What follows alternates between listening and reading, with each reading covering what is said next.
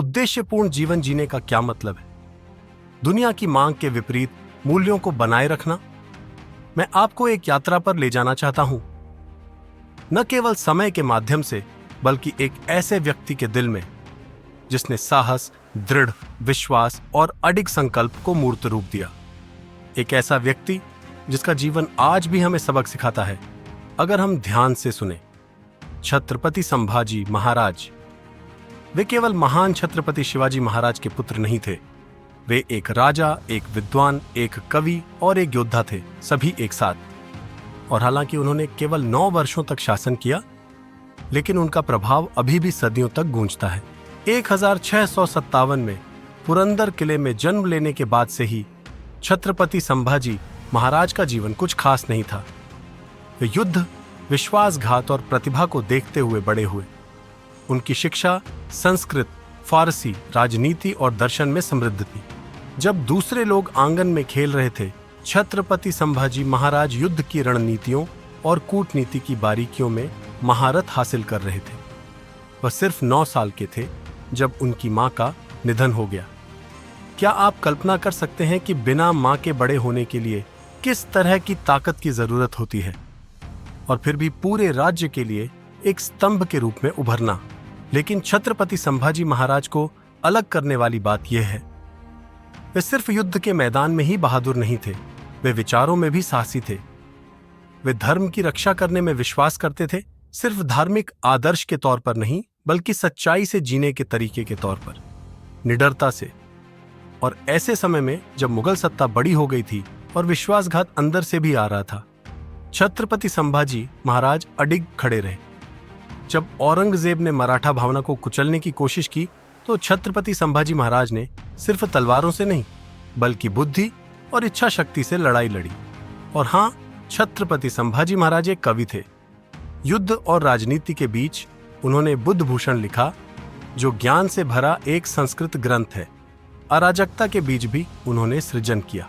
खुद से पूछें, आखिरी बार आपने तूफान में शांति कब पाई थी? आखिरी बार आपने प्रतिक्रिया के बजाय चिंतन को कब चुना था? उन्होंने 120 से ज्यादा लड़ाइयां लड़ी और एक भी नहीं हारी, एक भी नहीं। यह किस्मत नहीं है, यह स्पष्टता, दूरदर्शिता और अथक तैयारी का नतीजा है।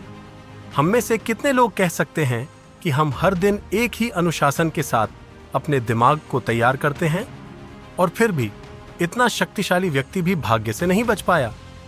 1689 में विश्वासघात के जरिए पकड़े जाने पर उन्हें एक सौदा पेश किया गया, धर्म बदल लो और जिंदा रहो। लेकिन उन्होंने यूं ही मना नहीं किया, उन्होंने मौत की आंखों में देखा और मुस्कुराए। 40 दिनों से ज्यादा यातनाएं झेलने के बाद भी उन्होंने हार नहीं मानी।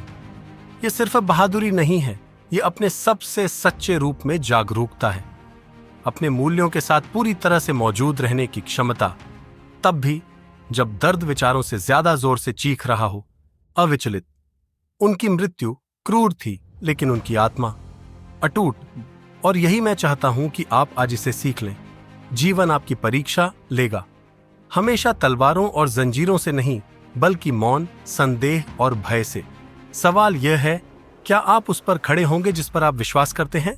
क्या आप सचेत रूप से जिएंगे, न केवल दुनिया पर प्रतिक्रिया करेंगे, बल्कि समझदारी, शांति और स्पष्टता के साथ जवाब देंगे?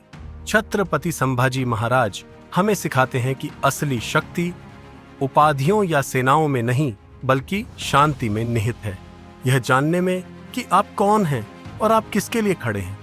तो अगली बार जब आप अभिभूत महसूस करें, तो उन्हें याद करें, एक 31 वर्षीय राजा जिसने सब कुछ दिया, महिमा के लिए नहीं, बल्कि सम्मान के लिए। और खुद से पूछिए, क्या मैं अपने मूल्यों के अनुरूप जी रहा हूं? क्या मैं सही लड़ाई लड़ रहा हूं? क्योंकि समय कम है, लेकिन अर्थ हमेशा के लिए रहता है। जय भवानी, जय शिवाजी। ओम नमः पार्वती पतिये, हर हर महादेव। छत्रपति संभाजी महाराज की जय। दुनिया को बदलने वाले किंवदंतियों की अधिक प्रेरक कहानियों के लिए लाइक, कमेंट और सब्सक्राइब करना न भूलें।